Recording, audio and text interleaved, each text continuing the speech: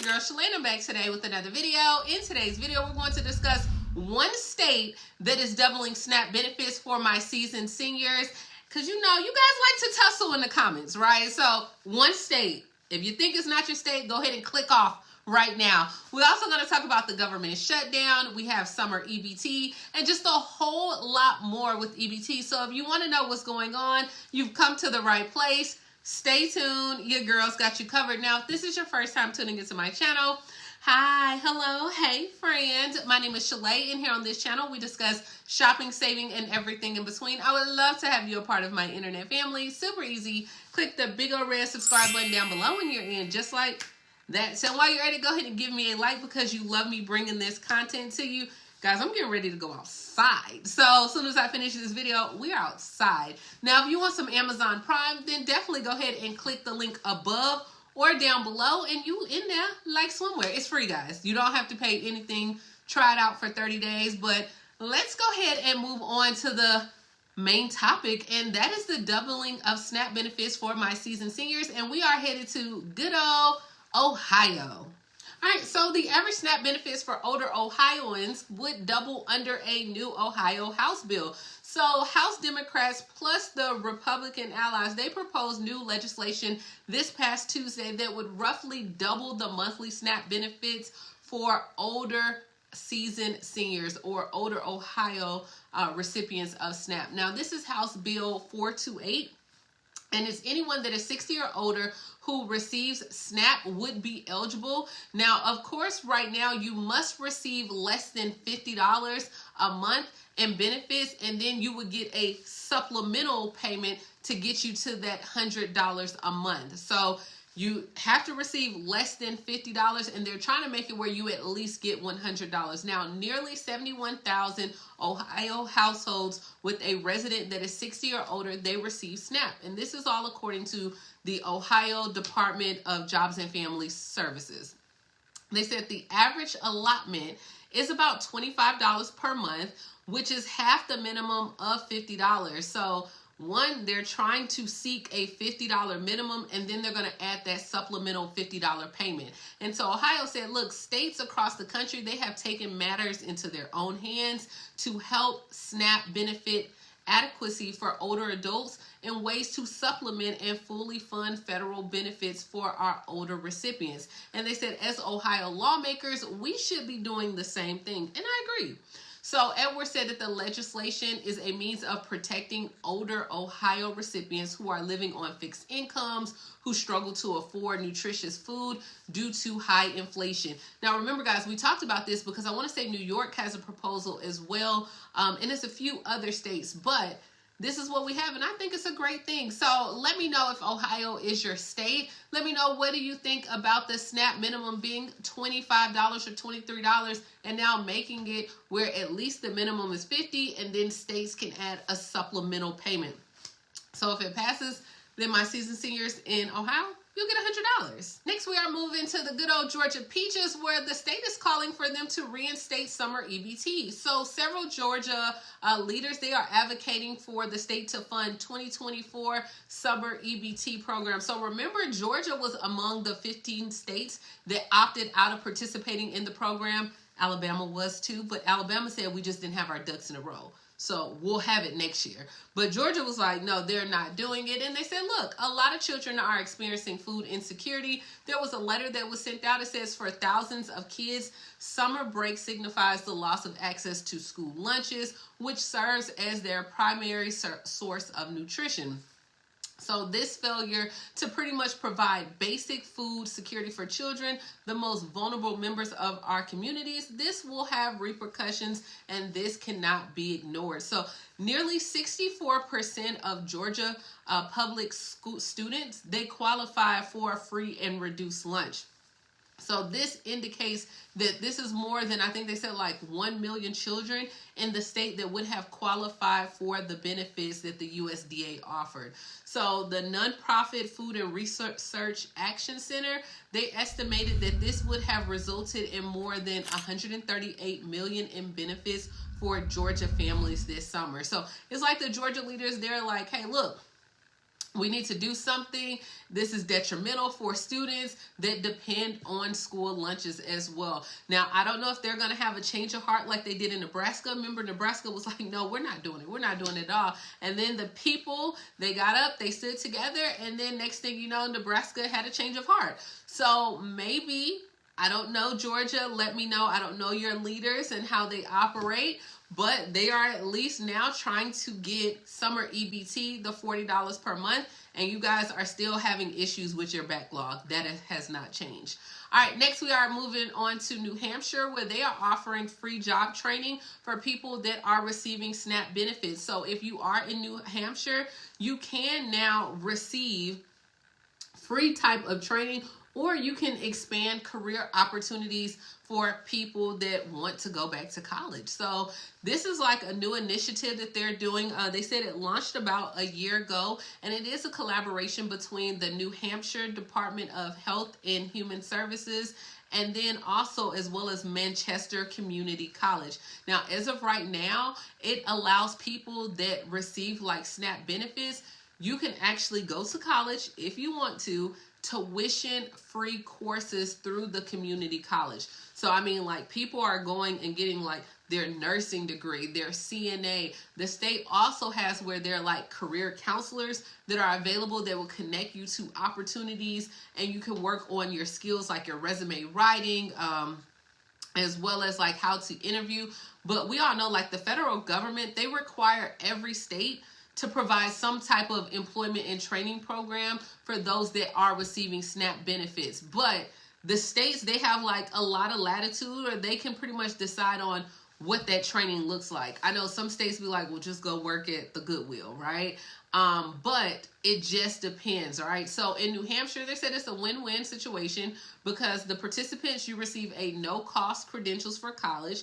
College enrollment has increased. It is open to anyone that is 18 years old or older who receive SNAP benefits but do not receive money from TANF. So if you want to go back to college, guys, you can go back to college for free. I think they said last year they had 15 people that enrolled into the program. 6 people went into healthcare and nursing. And then I think there were like 3 went into artificial intelligence and cybersecurity.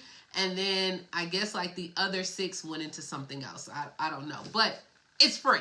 Now, remember also West Virginia was offering a program like that as well, where you can go to college, or they had different SNAP training programs. And I think theirs were more technical based, where you can get like your forklift license or CDL or different things like that. But now, speaking of West Virginia, as of right now, the Senate did go ahead and pass for them to go ahead and increase those work requirements. So remember, last week we kind of talked about where West Virginia, they had a lot of different House bills that they were implementing because they said we have a lot of job openings in our state. We have different things where people can work. Well, the West Virginia Senate, they decided to go ahead and advance those work requirements where they were going to expand those for SNAP benefits. So pretty much if you are an able working adult without a dependent, on February 23rd, the Senate passed Senate Bill 562, which will go ahead and raise that age for those that are able-bodied adults without dependents who meet work requirements to receive your SNAP benefits in West Virginia. Now, the current federal work requirements require where able-bodied adults without dependents, they can work if you are between the ages of 18 and 52.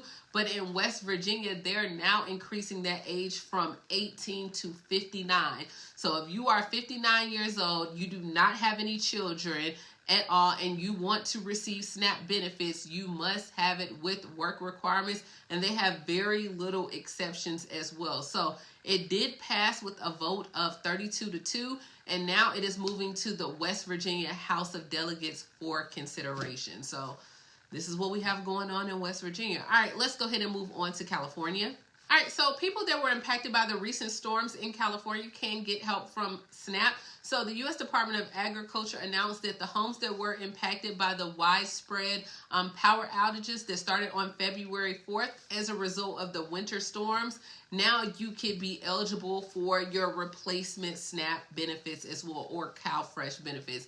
Now, the USDA did allow for California to approve a mass replacement for people that are in certain zip codes who lost food as a result of the power outages and winter storms. So you can check your cards and see, but the waiver applies to specified zip codes from, I want to say, about 27 different counties. Now, more details are going to be made available through the California Department of Social Services, but that waiver is in effect through March 4th of 2024. So if you haven't received your replacement benefits or need to go ahead and qualify or get your paperwork turned in, no worries. Contact them and submit the form, and you should be able to get your information. They didn't list the counties, because if they did, I just would have put it on here for you guys, but they didn't have it. All right, guys, so I guess everyone still got a wild hair up their hiney when it comes to food stamps and healthy food choices, because now they are looking at putting this in the Farm Bill. Yeah, you know, the good old Farm Bill that was supposed to be passed last year. Well, as of right now, the U.S. Department is being pretty much complimented about them ensuring that the summer EBT program runs, but now they're looking at, some of the lawmakers are like, hey, poverty just impacts more than financial services of children and families. And they're like, look, it's not just an economic condition, it is also a mental condition. So there's Mr. Bryant. He suggested that programs such as SNAP be reevaluated when they're thinking about the Farm Bill as well, so that the benefits would be able to be used for foods that meet a particular health profile. So they're like, hey, when you look at people and the stuff that they have in their carts, it's not like your green leafy vegetables and the good stuff. It's kind of like those TV dinners, popsicles, pork, fatty foods, a lot of starches as well. So he was like, look, we're going to try to change that and do our nation some good. So I told you guys, like, a lot of states have been trying now. I don't know why they're trying to get like things passed or not being able to get junk food or candy or soda or chips. But now it's like, if the states aren't able to do it, we still have the Farm Bill. And so now they're trying to put it in the Farm Bill as well. So I don't know what Congress has going on, but I mean, speaking of Congress, as of right now, they did go ahead and pass a partial or temporary agreement to avoid a government shutdown. So yesterday, lawmakers continued to work like behind the scenes to try to flesh out some type of long-term program to keep the government doors open. Y'all, I don't even know what to say or think at this point, because this is now the 4th extension since the original deadline in September of 2023. It's almost like the same thing with the Farm Bill. But they said, like, this time, for some reason, lawmakers are making more significant process to a long-term agreement for the nation. So the money is now slated to expire on March 8th, which gives us like a week under the new continuing resolution. And then the rest of the government funds are scheduled to go ahead and expire on March 22nd. So that gives another 14 days. Now, certain bills, I think it's like 12 different bills or spending bills, the government we'll have to go ahead and look at on a long-term basis, but 6 bills will expire on March 8th. I'll go ahead and list them across the screen, because it's going to be like agriculture, rural development, food and drug administration. And then they have some things like when it comes to like the science and energy, water development, military construction, as well as the good old VA affairs. And then of course, like military. So we'll see. They also have a few more like transportation and housing development. And then you have 6 more that will expire as well on March 22nd. But a lot of those are kind of related to like your defense, financial services, general government, as well as homeland security, labor, health and human services, education, I'm trying to think, legislative branch, as well as the state and foreign operations as well. So we got March 8th, March 22nd. We've been playing this game long enough. And yeah, this is what we have going on. I might try to go live with you guys tonight. So if I do, you'll probably get this video after I finish going live. But this is what we have. What do you think about Ohio doubling SNAP benefits and New York trying to double SNAP benefits for seasoned seniors? Is this a given? Should it be done for every state, or is it like no? But remember, Ohio wants to give a supplemental payment. It's almost the same thing that DC is doing right now with the supplemental payments of additional 10%. Your state must have money to be able to supplement. If you don't have any money, they can't supplement. As well as, what do you think about Georgia lawmakers going after the summer EBT? Do you guys think it's going to pass? For my people that are in Tennessee, I did check as of right now for Tennessee and SNAP benefits. They still have a backlog. They are working the backlog, but it's not really much new information except that they're still behind. So I think in January, the backlog was like at 35,000, and now it's probably like at 22,000. So they're making progress, but not enough progress where I really wanted to report it. And this is all we have, guys. Definitely grab you some Amazon Prime. Please like, comment, subscribe. Let me know which story that you find interesting. What do you think about this whole junk food thing and now trying to be put in the farm bill? This is a mess. And this is what we have, and I will talk to you later, Gator. Bye, guys.